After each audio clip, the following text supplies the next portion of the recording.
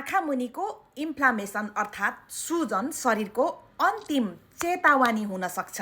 यदि बिहान उठ्नु बित्तिकै तपाईँको आँखा यस्तो देखिन्छ भने सम्झिनुहोला कि तपाईँको लागि त्यो एक डेन्जर चेतावनी साइन हो। थकान होइन, यो तपाईँको बडीभित्रको बिमारीको एक आवाज हो। 90% मानिसहरूलाई लाग्छ कि सायद यो निन्द्राको कमीले हो, तर सच्चाइ भने अरू नै हुन सक्छ।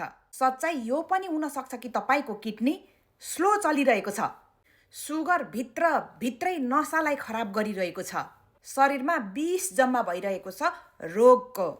र सबैभन्दा पहिला असर देखिन थाल्छ आँखाको तलतिरको भागमा, किनकि यो जग्गा भनेको सबैभन्दा नाजुक जग्गा हो। यदि तपाईँमा यो 3वटा चिज देखिन थालेको छ, बिहान धेरै सुजन, दिनमा थकान, पिसाबमा झाँक या जलन, यदि तपाईँलाई यस्तो भइरहेको छ भने तपाईँले बुझ्नु पर्दछ कि तपाईँको बडीले तपाईँलाई चिल्लाइ भनिरहेको छ, अब तपाईँ होसियार हुनुपर्छ। जतिखेर किडनीमा समस्या आउँछ त्यो अवस्थामा किडनीले पानीलाई राम्रोसँगले बाहिर फाल्न सक्दैन र हाम्रो अनुहारमा त्यसको असर देखिन थाल्छ। र जतिखेर सुगर कन्ट्रोलमा हुँदैन त्यो अवस्थामा नसाहरू कमजोर हुन पुग्छ र इन्फ्लामेसन अर्थात् सुजन बडीमा सदाको लागि रहन थाल्छ। मानिसहरूले सोच्छन् कि अब उमेर बुढो हुँदै गइरहेको छ, तर त्यो सत्य होइन। तपाईँको बडीले मद्दत मागिरहेको छ।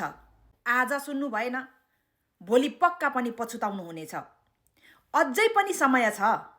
सही मात्रामा पानी पिउनुहोस्, नुन र सुगरको मात्रालाई घटाउनुहोस्, 7 देखि 8 घण्टा मिनिमम सुत्नुहोस्, समय निकालेर दिनमा मिनिमम आधा घण्टा भए पनि एक्सर्साइज गर्नुहोस्। विशेष गरी किडनी र सुगरको टेस्ट भने चाहिँ जरुर गराउनु होला, किनकि स्वास्थ्य शरीर भनेकै एउटा आनन्दले भरिपूर्ण जिन्दगी हो। साथमा यो आइडीलाई फलो गर्न चाहिँ नभुल्नु होला है त।